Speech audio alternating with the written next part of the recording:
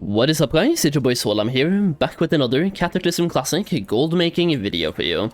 Now today's video will be focused on exactly how I make gold in Cataclysm Classic, so you can take my plan and copy the plan, and do it for yourself. It really depends on how you want to make gold, and when it comes to me, I've been shifting focus a lot from farming gold to now setting up a gold making system that can help me make gold on a daily basis with less work required than actively farming. So at the moment I'm sitting on about 364,000 gold and a lot of Dark Moon cards in the mailbox as well, an estimated value of about 600k give or take, and a TSM ledger of, well, let's see, last time it was about 4 mil and now it's 4.6. So overall we have a lot of gold, and I'm working on expanding this to about 10 mil when Mr. Pandaria comes out, if it comes out. Either way, let's talk about exactly how I'm making gold as of right now, and let's talk about the gold making kind of system that I've been putting in place. Now, first of all, the first thing I do is post auctions on a daily basis, and what I'm posting really depends on what I have. I have a lot of transmogs that I've been investing into right from the past that I'm still trying to sell, and we have a lot of materials that we've been farming for over a while that we're selling as well, and we have a lot of gems. I have jewel crafting, and I'm always working on expanding my jewel crafting list, kind of, and just making things that are profitable. Even something as simple as making stamina gems are really profitable. We're going from 4 gold to almost 8 gold per gem. It's only 4 gold profit per sale, but once again we make as many different gems as we can, and then we start raking in the profits. Some of the orange gems, for example, I'm making over 10 to 20 gold profit on every single gem that I make. Now when it comes to my gold making system, it's mostly focused on daily quests and or daily activities. So for example, I always do my jewel crafting daily quest. I have 2 jewel crafters set up, and the thing about these quests is that they are super easy to complete. It's usually cutting 3 gems, and then you get some gold back or you get experience back. So if you're leveling in alt, this is good for leveling. I've been getting a lot of experience just from doing this, and the experience you get scales with your level, so the higher level you are, the more experience you get from doing this quest as well. Now once again, this quest is super simple, gives you a token every single day, and for today the item is Sephirite, which usually is under 1 gold each on my server. It tends to go up when that's in demand for that day, so it's 2 gold now, but it's usually under 1 gold each, so that's 3 gold for the quest. Now you can at any point convert one of these tokens to a Chimera's Eye, which is 169 gold. That is 165 gold, let's just put it that way. Profit every single day. You can only get one of them every single day, but that's a lot of gold on a daily basis right there from doing one quest, and by having 2 jewel crafters, that is about 350 gold every single day by doing one quest. And once again, doing that quest was really fast. Speaking of daily quests, another quest you should really do every single day is your cooking daily. If you have one one character with cooking, 2 of them, 3 of them, however many you have, do this daily quest, and the more you have, the faster you can get these recipes. You can buy a bunch of recipes. You can even buy the imported supply, aka cocoa beans, and literally sell that on the auction house for even more gold as well from that daily, but you can also buy the recipes. And for me, the recipes that I've been buying have been really good, especially on Wednesdays. On weekly reset, well, Wednesday for EU, Tuesday for North America, you can make so much gold with cooking. It is insane. On some items I'm making 500% profit by buying the raw material and cooking the item. Just focus on the ones with the right stats and the right profitability, because some of them are really overcooked, like there's too many people cooking them, and some of them there's not that much supply, in which case you can charge a hefty price for making those items. Either way, once you have all the recipes, you can also make gold on a daily basis from the imported supplies. These daily quests are also really easy, depends on which ones you get. Sometimes you have to fish up a fish, and sometimes you just find things in Stormwind or anywhere else. So for example, now we have one over here, and usually you have a pumpkin quest over here as well to gather pumpkins. Most of it is super easy when it comes to the cooking dailies. It's the same as the jewel crafting daily. It's focused on, well, just being a super easy quest you can do in that city in that day. So for example, here we can just go to this guy, and we can buy the item that we need from this guy. Never mind, this was not the quest where we buy things from that guy, this is the quest where we pick up the sacks of sugar. I didn't really read the quest before just going somewhere, but either way you just pick up packs of sugar around Trade District or around Stormwind in general, and once again the quests are super fast, super easy, and I do that on 2 cooking characters every single day. I could probably expand into more cooking characters because skilling up cooking at this point is super cheap, and once again you can get the gold back every single day from the cocoa beans, and the more cooking characters you have, the faster you get those recipes to make gold with cooking as well. The thing is, most of them takes you 2 to 3 awards for one recipe. That's going to be 2 or 3 days of daily quests to unlock one recipe, so let's just say 2 recipes per week. But if you have 2 characters with cooking, you can now get 4 recipes per week, and the more different recipes you have, the more gold you can make as well. So cooking, super good, jewel crafting, super good, just really insanely good daily quests to do every single day to get gold on a daily basis. Next up on the list, and the way I'm making the most gold on a daily basis right now, is my Alchemist. So going to my character login screen right here, you can see all of the characters that are in Uldum are my Alchemist. So we have 1, 2, 3, 4, 5, 6, 7... 8 characters set up with alchemy on this account, and 3 more on the other account, so we have 11 alchemists set up. And what these alchemists are doing on a daily basis is simply transmuting.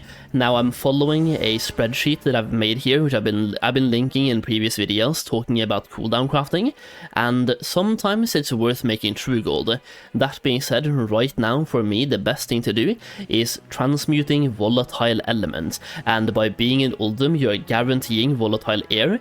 That being said, at the moment, volatile air, volatile water and volatile fire are really close in price on my server, and I've even seen volatile fire overtake volatile air every now and then, so I've been moving some characters between Uldum and Mount Hyjal and just making what's the most priced volatile on that specific day. That being said, it's super easy, you just log in, press one button, and you make gold.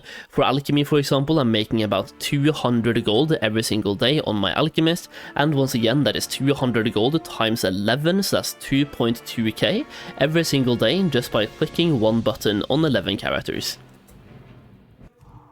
Now what I'm doing here is I'm buying the volatile lives when they're super cheap, so as you can see here we have 5,000 volatile life, and we bought them for about 50 silver each. Right now there's one on the auction house for 28, which I think is a bait, but they went down to 50 and then they jumped back up to 1, and on a daily basis now they're between 1 and 1.5 on my server. So once again, when they dip really cheap, I buy a bunch of them in one sweep and just send them to all my characters. Having 11 alchemists, you need 15 each, so I'm burning through 165 every single day, so I need a bunch of these. Either way, once again, when you make a living element, it says it's a random element, but it depends on where you are. If you're in Uldum, for example, you're making volatile air, as I'm doing now. If you're in Mount Hyjal, you're making volatile fire. If you're in Deepholm, volatile earth. And if you're in Ashara, volatile water. Once again, it's worth looking at the prices of volatiles here, because even though right now air is the most expensive one on most servers out there, volatile fire has been going up in price as well, and on some servers could actually be more expensive than volatile air. So keep an eye out for those, and yeah, set up an alchemy army. If you don't have an alchemy army yet, or like a bunch of alt characters with alchemy, definitely look into setting that up because it's super nice. And when it comes to setting up a alchemy gold making army, for example, you can use a website like gaming.tools to see how much it will cost you to skill up alchemy on your server. So going over to, for example, we have classic alchemy leveling guide right here, all the way from 1 to 525 on my server, on my faction. It's a total cost of 2.5, so 2,200 gold. 2,250, assuming you make 200 gold profit on a daily basis like I'm doing right now by transmuting volatile elements into volatile life into volatile air, 200 gold per day. You make your gold back in 11 days of doing that daily cooldown, and then after that you start making profit. Now that being said, if you had them from Wrath, for example, and it only going from 450 to 525, that is 900 gold, so you start making profit on on day 5.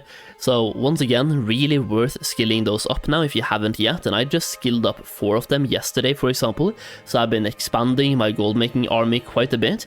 And when it comes to cooking, we can take a look at cooking as well, so Cataclysm Classic and cooking guides. When it comes to cooking, skilling that up from 450 to 525 if you have any leftover cooking characters from Northrend or from Wrath, 46 gold. 46 gold, and going all the way from 1 to 525 is 167. I don't know how that works, but it must be really cheap on my auction house then.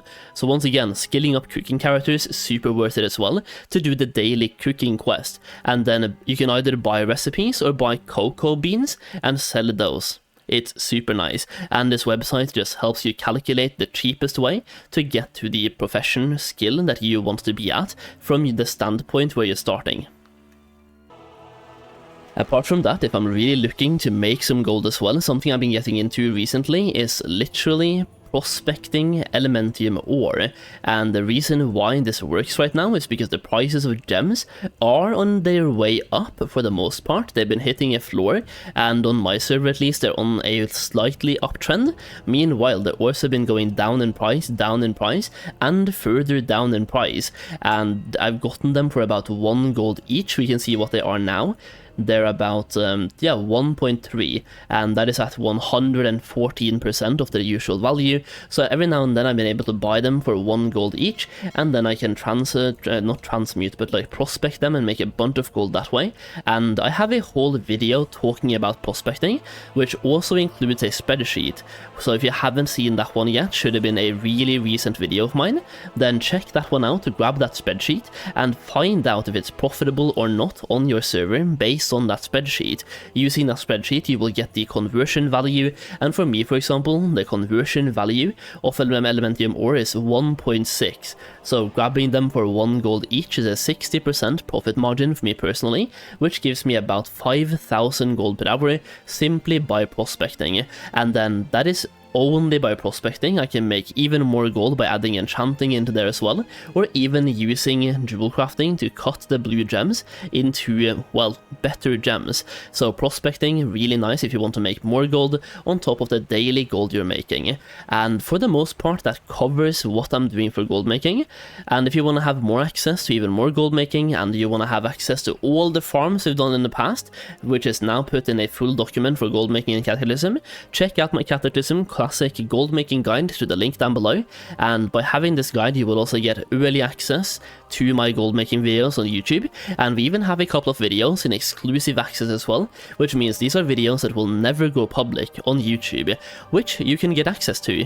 By purchasing the guide, you will get access to a Discord server or a private gold making community where I'm sharing links to videos and even more exclusive information to you guys. So once you purchase the guide, make sure to join that Discord server, and if you do, then thank you so much for the support. It really means a lot to me, and let's make gold together. Either way, that's the video for today. If you enjoyed the video, leave a like down below, and let me know how much gold you have made so far in Cataclysm, and let me know your daily gold making routine. I would love to hear you more inputs on this, so feel free to share. Either way, thank you for watching, I really do appreciate it, and I'll see you again in the next video very soon.